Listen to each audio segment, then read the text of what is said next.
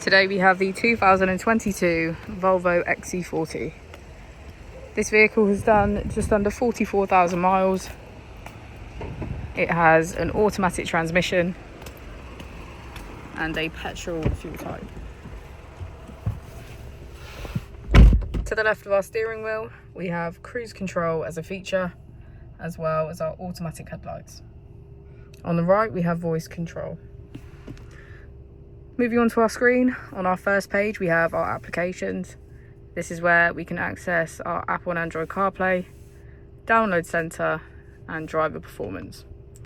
On the second page we have our key features, which include navigation, radio, smartphone integration and CarPlay.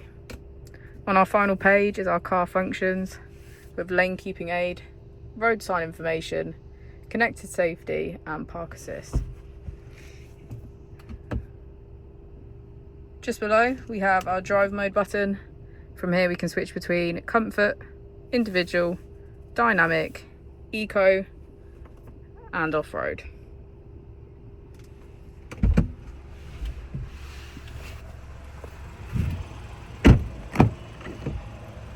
As we go into the back of the vehicle, we can see that it has a full leather black interior.